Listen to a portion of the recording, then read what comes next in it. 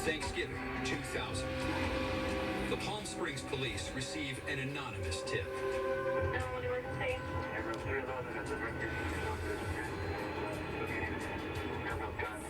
A stripper, cocaine, guns, and a Wonder Woman costume.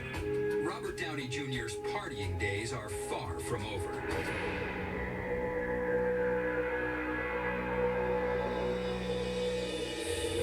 The scandal of drugs has cost Robert Downey Jr. plenty. His family, career, and fortune are all in trouble.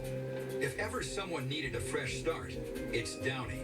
But the road to hell is paved with good intentions. Robert Downey Jr.'s return to acting after his one-year stretch at Corcoran State Prison was Ally McBeal.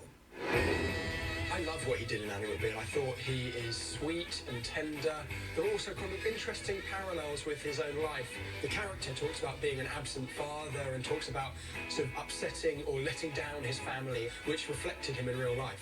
The results thrill his fans and the critics. I just wanted to share this with my fellow nominees.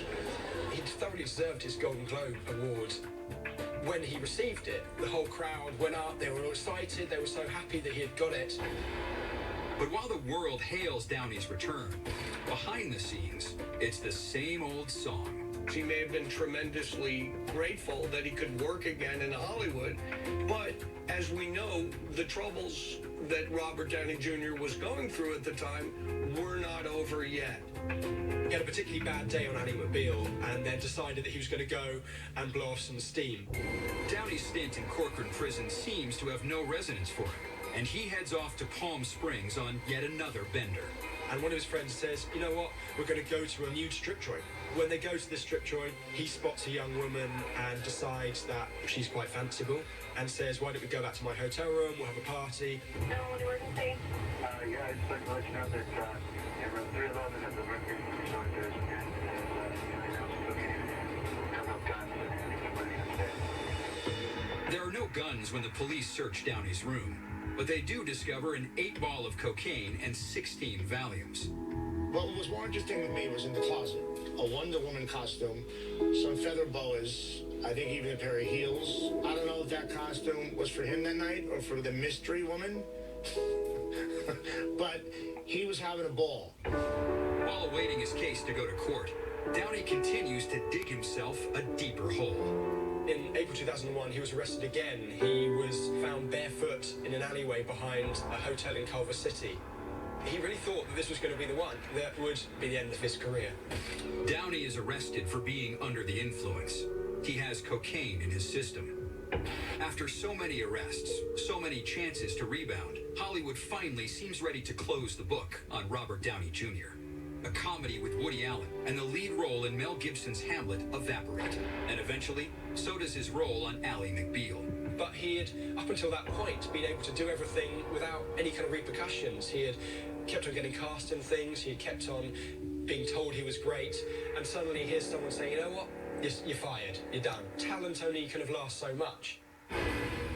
But the scandal cuts deeper still, beginning with his estranged wife, Deborah Falconer's decision to demand full custody as part of the divorce settlement that has been lingering for 4 years. Shortly after Robert Downey Jr.'s infamous arrest in Palm Springs in 2000, she no longer could take it and gave him an ultimatum, said if you don't get yourself together, you'll never see your son again. Eventually you get smacked in the head or you lose all your friends and the people you really care about don't come to the phone and you got to readjust your life. It's not one thing when you get straight. It's a lot of things together. For Downey, a lifetime of drugs, career lapses, and personal failures culminates in one moment of clarity. There was a time when Robert Downey Jr. was intoxicated and he stopped by a fast food joint. He said that was the worst burger he'd ever had. And he suddenly realized, you know, what am I doing? Drove up to Mulholland, took the burger, took the fries, threw them over the cliff, along with all the drugs that were in his car.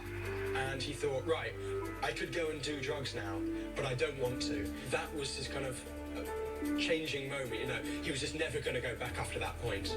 But Downey's reputation is so damaged, his status so unreliable, no studio is willing to pay the insurance necessary to cast him. If people have court cases pending or on probation or are reputed to have problems with drug abuse, then that makes them a liability to the studio or whoever's put up the money, and so they have to figure out how to get them insured. At this point, Downey needs a savior. He finds it in a man who has wrestled with plenty of demons himself, Mel Gibson. When he got out of rehab again and was pretty much uninsurable, Mel was the one who actually gave him the opportunity to star in The Singing Detective. Mel paid for Robert's insurance himself. The Singing Detective is a bomb at the box office, grossing less than $500,000. Despite this, the film begins to repair Downey's reputation.